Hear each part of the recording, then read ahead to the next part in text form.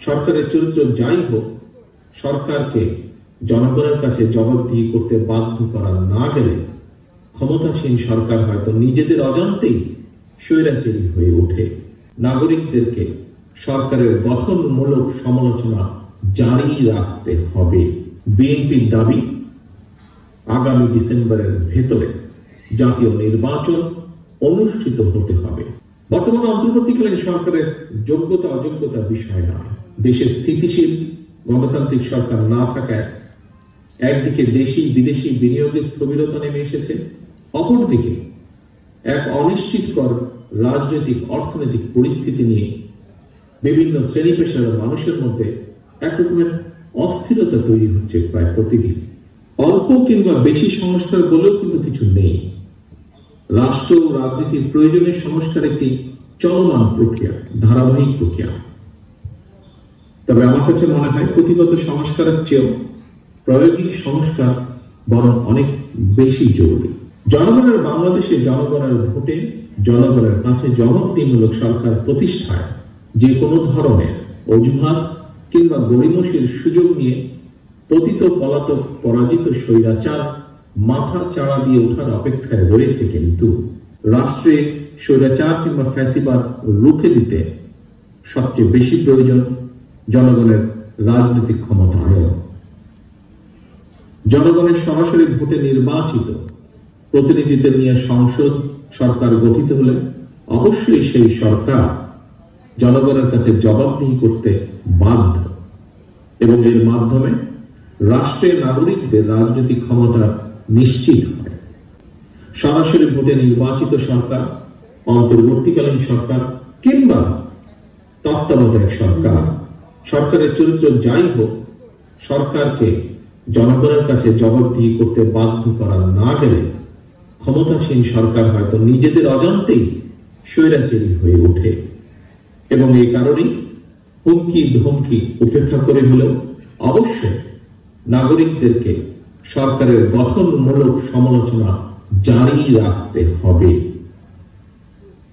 প্রিয় উপস্থিতিবৃন্দ, প্রতিটি নাগরিককে নিজেদের অধিকার প্রতিষ্ঠার দাবিতে সোচ্চার থাকতে হবে। দেশের জনগণ কিন্তু সরকারের করুণার পাত্র নয়। সরকার অবশ্যই জনগণের কথা শুনতে, জনগণের ন্যায্য দাবি মানতে বাধ্য। এখানে সরকারের মান অভিমান কিংবা রাগ বিরাগের কিন্তু কোনো সুযোগ নেই। প্রিয় উপস্থিতিবৃন্দ, আমি আগেও বলেছি, হাজারো শহীদদের রক্তের উপর প্রতিষ্ঠিত বর্তমান এই অন্তর্বর্তীকালীন সরকারের নৈতিক এবং রাজনৈতিক বৈধতার হয়তো সংকট নেই, তবে অবশ্যই এই সরকার জনগণের কাছে জবাবদিহিমূলক নয়। সরকার যেহেতু জবাবদিহিমূলক নয়, সেহেতু নৈতিক কারণে সরকারের সুনির্দিষ্ট পরিকল্পনা জনগণের সামনে স্পষ্ট থাকা প্রয়োজন।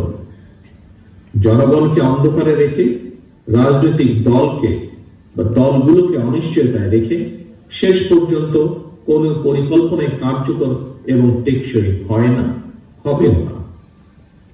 প্রিয় উপস্থিতিবৃন্দ, জনগণের সরাসরি ভোটে নির্বাচিত সরকারের মতো অন্তর্বর্তীকালীন সরকার সকল দায়িত্ব পালন করবে জনগণ হয়তো এমনটি আশা করে না। তারপরে সরকারকে নিয়ম মাফিক কিছু কাজ করতে হয়। এরই ধারাবাহিকতায় দেশের বিভিন্ন শ্রেণী পেশা মানুষের সমস্যা সম্ভাবনা সম্পর্কে সরজমিন অভিজ্ঞতা না থাকলেও অন্তর্বর্তীকালীন সরকারকে নিয়ম মাফিক চলতি অর্থ বছরের বাজেট ঘোষণা করতে হবে।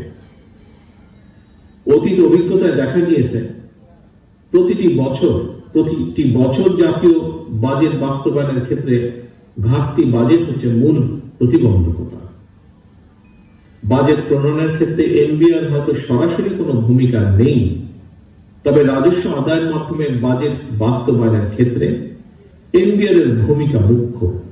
এমন বাস্তবতায় বাজেট পাশের ঠিক আগ মুহূর্তে অন্তর্বর্তীকালীন সরকার হঠাৎ করে এনবিআর এর সংস্কার চাপিয়ে দিয়ে রাজস্ব আদায়ের ক্ষেত্রে যে একটি অচল অবস্থা সৃষ্টি করেছে, এটি আমাদের অর্থনীতির জন্য কিন্তু খুব ভালো বিষয় নয়।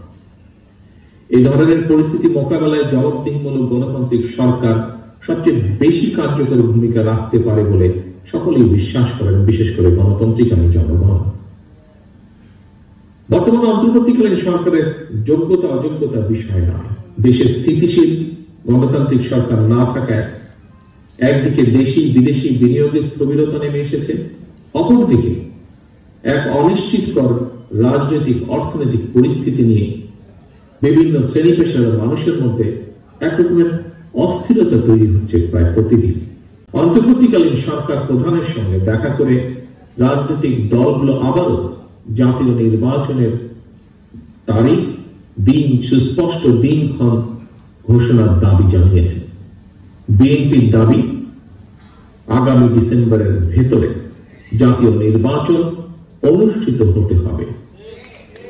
জাতীয় নির্বাচন অনুষ্ঠানের লক্ষ্যে জনপ্রশাসন, আইন শৃঙ্খলা বাহিনীর প্রয়োজনীয় সংস্কারের জন্য অন্তর্বর্তীকালীন সরকারের প্রতি বিএনপি সহ আমরা যারা একসঙ্গে রাজপথে আন্দোলন করেছি আমাদের সর্বাত্মক সমর্থন অব্যাহত রেখেছি।